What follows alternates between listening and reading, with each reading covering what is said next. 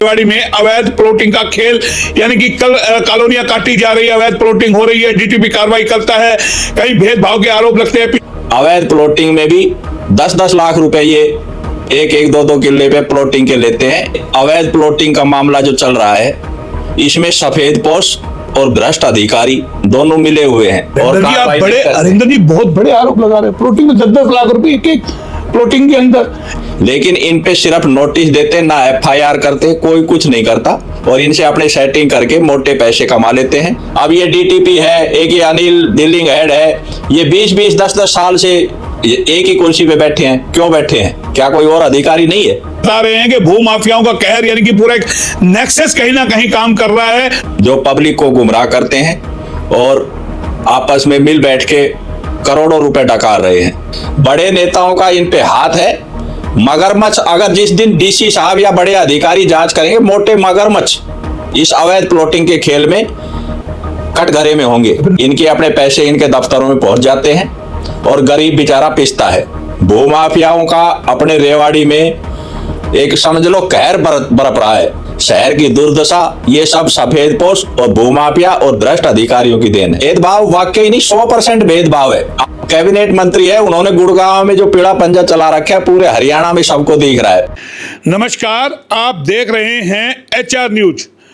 आज HR news के कार्यालय पर एक ऐसी शख्सियत पहुंचे हैं जिनका परिचय किस तरीके से, हालांकि वो RTI एक्टिविस्ट के तौर पर भी पहुंचे हैं और एक शिकायतकर्ता और कहें कि एक राजनीति पार्टी के नेता के समर्थक के तौर पर भी पहुंचे हैं, लेकिन हम उनका मेन परिचय करा रहे हैं RTI activist Harinder Yadav ji. Camera person से कहेंगे जरा चेहरा दिखा दे। ये आज पहुंचे हैं HR न्यूज के दफ्तर पे और ये एक पूरा पोथा लेकर के पहुंचे। ये कागज आप मेरे हाथों में देख सकते हैं, तमाम डॉक्यूमेंट वगैरह लेकर के ये आए। कागज है जो शिकायत इन्होंने की, RTI जो इन्होंने लगाई, जो जवाब उनका मिला, इस तरीके के न जाने कितने कागज इनके पास और भी हैं जो ये आज लेकर के पहुंचे हैं। और आज इनसे जानेंगे आखिर जो ये कार्रवाई करते हैं, जो ये RTI लगाते हैं, उनका क्या उद्देश्य, क्या उन पर कोई कार्रवाई हो रही है। क्योंकि हम आपको बता दें, लगातार HR न्यूज दिखा रहा है किस तरीके से रेवाड़ी में अवैध प्लॉटिंग का खेल, यानी कि कल कॉलोनियां काटी जा रही है, अवैध प्लॉटिंग हो रही है, DTP कार्रवाई करता है, कई भेदभाव के आरोप लगते हैं। पिछले दिनों प्रवीण चौधरी ने बाकायदा आरोप लगाया कि किस तरीके से भेदभाव किया जा रहा है। और आज इनसे जानेंगे अगर ये HR न्यूज के कार्यालय पे पहुंचे हैं तो आखिर वजह क्या है और ये तमाम जो कागज लेके आए हैं, क्यों इन कागजों को लाने की जरूरत पड़ी। पहले तो HR न्यूज में स्वागत है आपका हरिंदर जी। मोहनलाल जी, मैं HR न्यूज का धन्यवाद करता हूं जिन्होंने मेरी बात को सुना। सुने, ये बताओ ये इतने सारे कागज क्या है, ये सब क्यों लेकर के आना पड़ा। मोहनलाल जी, ये जो हमारे रेवाड़ी में अवैध प्लॉटिंग का मामला जो चल रहा है, इसमें सफेदपोश और भ्रष्ट अधिकारी दोनों मिले हुए हैं, जो पब्लिक को गुमराह करते हैं और आपस में मिल बैठ के करोड़ों रुपए डकार रहे हैं। मैंने 2021 में RTI से, DTP विभाग से जो मांगा था, ये 3700 शो कॉज नोटिस है, लेकिन इन पे सिर्फ नोटिस देते, ना FIR करते, कोई कुछ नहीं करता और इनसे अपने सेटिंग करके मोटे पैसे कमा लेते हैं। अवैध प्लॉटिंग में भी 10-10 लाख रुपए ये एक 2 किले पे प्लॉटिंग के लेते हैं। 1-2 बार थोड़ी बहुत तोड़ फोड़ करके सिर्फ अपने फाइलों में इसको सेटल कर देते हैं। और हरिंदर जी बहुत बड़े आरोप लगा रहे हैं, प्लॉटिंग में 10-10 लाख रुपए एक प्लॉटिंग के अंदर। ये आप कह रहे 3700 नोटिस दिए हुए हैं, इन पे कार्रवाई नहीं हुई, ऐसा कैसे संभव है। मोहनलाल जी, आप जिस रोड पे चलो, मैं आपको दिखा के लाता हूं जहां पे अवैध प्लॉटिंग हो रही है। सिर्फ अगर 100 अवैध प्लॉटिंग के 100 नीम वगैरह भरते हैं, मकान वगैरह बन रहे हैं, दुकानें बन रही हैं, सिर्फ एक बार ये जाते हैं, अपना पीड़ा पंजा चलाते हैं और फिर बैठ जाते हैं। इनके अपने पैसे इनके दफ्तरों में पहुंच जाते हैं और गरीब बेचारा पिसता है। भूमाफियाओं का अपने रेवाड़ी में एक समझ लो कहर बरप रहा है और गरीब पिस रहा है। भूमाफियाओं का कहर सुन लिया आपने। हरिंदर यादव जी बता रहे हैं कि भूमाफियाओं का कहर, यानी कि पूरा एक नेक्सस कहीं ना कहीं काम कर रहा है और 3700 नोटिस अगर दिए गए हैं तो क्या उन पे कार्रवाई हुई है, क्या उनको एफआईआर कटी है? लगातार बता रहे कोई भी एफआईआर नहीं, सिर्फ उनको नोटिस दिए गए हैं। और तोड़ फोड़ में किस तरीके से भेदभाव के आरोप बाकायदा लग रहे हैं।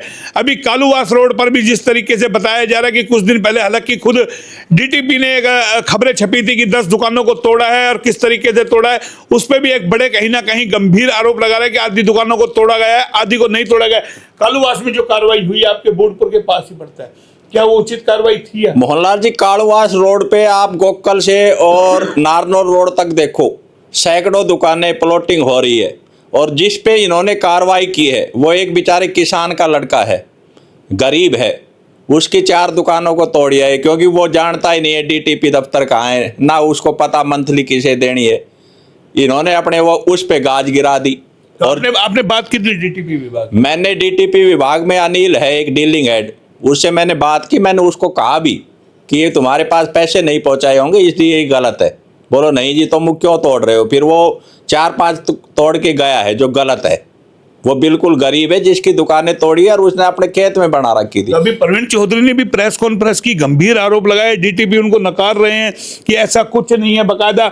चलिए एचआर न्यूज से तो वो बात नहीं करते, बाकी और मीडिया वालों को वो इंटरव्यू दे रहे, वो हमने भी सुना था, देखा होगा आप लोगों ने भी, वो बात नहीं करते हैं। लेकिन क्या इसमें वाकई में कुछ है भेदभाव? मैं ये कह रहा हूँ भेदभाव वाकई नहीं, 100% भेदभाव है। आप किसी भी रोड पे मेरे को कहोगे, मैं आपको मौके पे ले चलूंगा। हर रोड पे अवैध प्लॉटिंग हो रही है, बड़े नेताओं का इन पे हाथ है।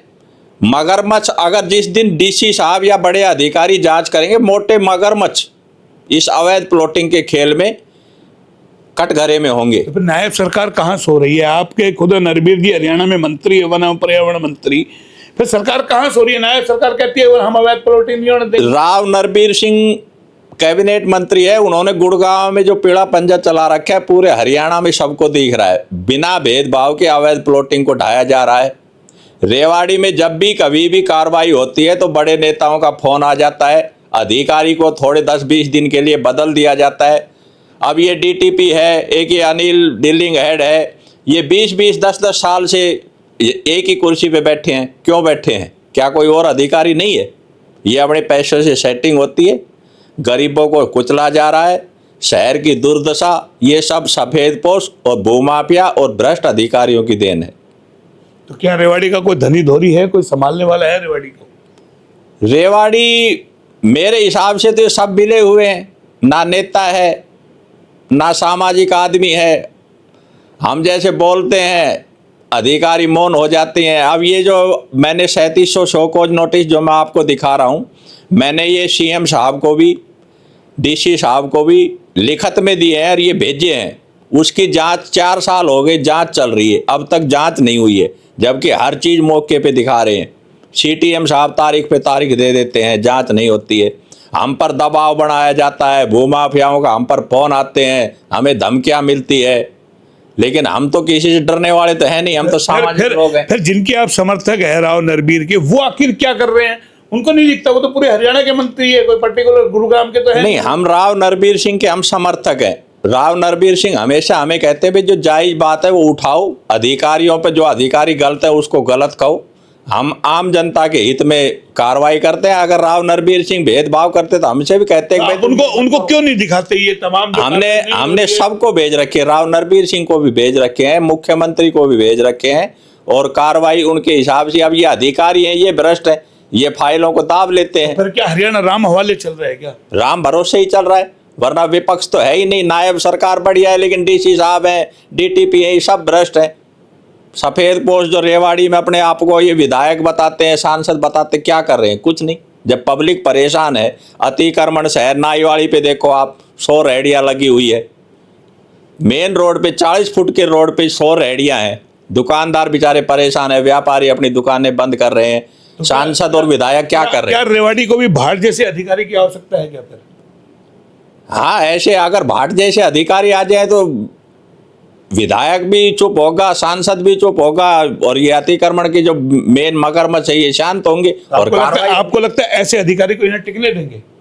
नहीं, अगर ईमानदार अधिकारी आता है जो रिश्वत लेगा ही नहीं तो टिकेगा। और जो भ्रष्ट आते हैं ये इनकी जेब भर जाती है, ये अपने 10-5 दिन रोड़ा मचाते हैं, फिर चुप हो जाते हैं। ये गंभीर आरोप हरेंद्र यादव जी लगा रहे हैं, जो आरटीआई एक्टिविस्ट है। और ये देखिए 3700 कहीं ना कहीं जो नोटिस अगर दिए गए हैं उन पे कार्रवाई नहीं हुई है, तो अपने आप में एक सवाल खड़ा होता है। और डीटीपी की कार्रवाई भी कहीं ना कहीं सवालों के घेरे में है। डीटीपी को भी जवाब देना पड़ेगा आम जनता के सवालों का जवाब, कि आखिर तोड़ फोड़ में भेदभाव क्यों? अगर 10 दुकानें हैं तो 10 की 10 क्यों नहीं तोड़ी? किस तरीके से भेदभाव हो रहा है? और उसके बाद प्लॉटिंग नहीं रुक रही है, तो कहीं ना कहीं बड़ा खेल अंदर खाते चलता हुआ नजर आ रहा है। जैसा ये भी आरोप लगा रहे हैं कि भ्रष्टाचार चरम सीमा पर है। हरियाणा जो इस वक्त चल रहा है राम भरोसे चल रहा है, कोई अधिकारी काम करके खुश नहीं है, बड़े नेता मौज काट रहे हैं और प्रॉपर्टी डीलर किस तरीके से शहर को खुद बुद्ध करके अवैध प्लॉटिंग कर रहे हैं। आने वाले दिनों में देखना होगा क्या कुछ होता है। लेकिन हरेंद्र जी से चलते चलते एक सवाल कर लेते हैं, क्या जो ये कार्रवाई कर रहे हैं इस पे कोई एक्शन नजर आएगा, या फिर यूं ही आरटीआई लगा करके कागज ही इकट्ठे करते रहेंगे? जनाब, आपको लगता है कोई कार्रवाई होगी या इसी तरीके से आप कागज इकट्ठे करते रहेंगे? जिस हिसाब से अपने रेवाड़ी में अधिकारी हैं, जिस तरह से भ्रष्टाचार है, मुझे नहीं लगता कि इस पे कार्रवाई होगी। लेकिन इस पे मैं अप्रैल के आखिर में, या मैं और डॉक्यूमेंट इकट्ठे कर रहा हूँ, मैं इसमें हाई कोर्ट में ये डाल रहा हूँ और मुझे उम्मीद है कोर्ट इनको सबको सलाखों के पीछे डालेगा। और आपको लगता है, अब आपको लगता है कोर्ट ही एक रास्ता बचता है सरकार जब कुछ नहीं करती तो? हाँ, जब तक ये भ्रष्ट अधिकारी हैं और सफेद पोश ये झूठे नेता बैठे हैं, तब तक मुझे उम्मीद है कि गरीबों का कोई इंसाफ नहीं मिलेगा। गरीबों को इंसाफ नहीं मिलेगा, सिर्फ कोर्ट ही एक रास्ता बचा है। हाई कोर्ट जाने की बात कर रहे हैं, देखते हैं अप्रैल तक इंतजार करेंगे, उसके बाद हाई कोर्ट में जाएंगे। उसके बाद जो भी अगला अपडेट होगा आपको देते रहेंगे, क्योंकि हम प्रॉपर्टी से जुड़ी हुई तमाम खबरें आपको दिखा रहे हैं। शहर में किस तरीके से अवैध प्लॉटिंग का खेल चल रहा है, आखिर रोकेगा तो इसे कौन रोकेगा? क्या शासन प्रशासन रोकेगा, या फिर एक हाई कोर्ट ही जरिया होगा? फिलहाल इतना ही, फिर आएंगे किसी नए अपडेट पे। तब तक के लिए नमस्कार। कैमरा पर्सन पंकज के साथ मोहनलाल, HR न्यूज रेवाड़ी।